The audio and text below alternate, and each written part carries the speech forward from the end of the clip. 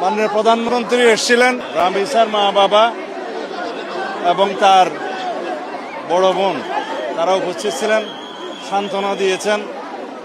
আমরা আশ্বস্ত করেছি পুলিশ ডিপার্টমেন্ট দ্রুততার সাথে আসামিকে গ্রেপ্তার করতে সক্ষম হয়েছে এবং আসামি তার স্বীকারোক্তিমূলক জবানবন্দি 164 ধারায় 164 স্টেটমেন্ট যেটা বলি সেটা করেছে। এখন চার্জশিট দেওয়ার পালা। চার্জশিট দেওয়ার আগে এখন ডিএনএ টেস্টটা করতে হবে। ডিএনএ টেস্টের জন্য আমাদের সিআইডির ল্যাবে অলরেডি আদালতের অনুমতি নিয়ে টেস্টের কাজ চলছে। ডিএনএ টেস্টের নিয়ম হচ্ছে যে 48 ঘন্টা সময় লাগে, যেহেতু এটা বৈজ্ঞানিক বিষয়। সেটা শেষ হবে রবিবারের দুপুরের মধ্যে।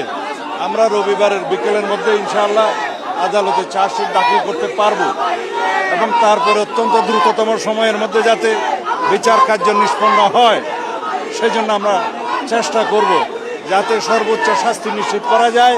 সেজন্য প্রসিকিউশনের পক্ষ থেকে আমাদের জোর চেষ্টা থাকবে। আর মাননীয় প্রধানমন্ত্রী আশ্বস্ত করেছেন রামিসার বড় বোন তার জীবনের সমস্ত পড়াশোনার খরচ এবং তার অন্যান্য আনুষঙ্গিক ব্যয় সব কিছু উনি বহন করবেন এবং রামিসার মা বাবা এবং রামিসার বড় বোনের জন্য একটা আশ্রয়স্থল, তারা নিরাপদ আশ্রয়স্থল চেয়েছেন। সেটা মাননীয় প্রধানমন্ত্রীর প্রতিশ্রুতি দিয়েছেন, খুব স্বল্পতম সময়ের মধ্যে সেটার ব্যবস্থা করবেন। আমরা এইরকম ঘৃণ্যতম অপরাধের শিশু ধর্ষণ এবং হত্যা অথবা শুধুমাত্র শিশু ধর্ষণ যাই হোক, এই সমস্ত অপরাধের ক্ষেত্রে যাতে খুব দ্রুততার সাথে এবং সংক্ষিপ্ত সময়ে চার্জশিট দেওয়া যায় এবং বিচার কার্য সম্পন্ন করা যায়, সেই জন্য যদি আইনে আরও কিছু পরিবর্তন আনতে হয় সে বিষয়ে আইনমন্ত্রী এখানে আছে। তিনি আজকে কথা দিয়েছেন, ক্যাবিনেট মিটিংয়ে আমাদের এটা আলোচনা হয়েছে, তিনি সেই বিষয়ে আইনি সংস্কারও সাধন করবেন।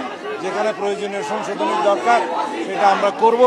এইভাবে আমরা দেশে এরকম ভিন্নতম অপরাধের যাতে আর পুনরাবৃত্তি না হয় সেজন্য চেষ্টা করবো ইনশাআল্লাহ। ধন্যবাদ।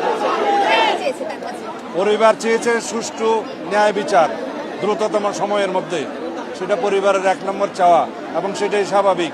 তারপরে তার যে অন্য কন্যা সন্তান আছে তার নিরাপদে যাতে থাকতে পারে, পড়াশোনা করতে পারে, উন্নত জীবন পায়, সেই জন্য সহায়তা চেয়েছেন। সেটা মাননীয় প্রধানমন্ত্রী পরিবার বলেছেন যে এত দ্রুততম সময়ে এইভাবে গ্রেপ্তার হওয়া খুব নজিরবিহীন। তারা গ্রেপ্তার এবং আমাদের আইনি পদক্ষেপগুলোতে এখন পর্যন্ত তারা সন্তুষ্ট।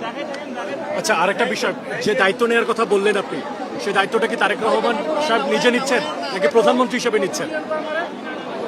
সরকারিভাবে প্রধানমন্ত্রী হওয়ার আগে থেকেই এরকম মানবিক কর্মকাণ্ড বহু করেছেন সারা দেশে, তিনি ব্যক্তিগতভাবে নিয়েছেন। আর প্রধানমন্ত্রীর তহবিল থেকে তো উনি সাহায্য দিতেই পারেন।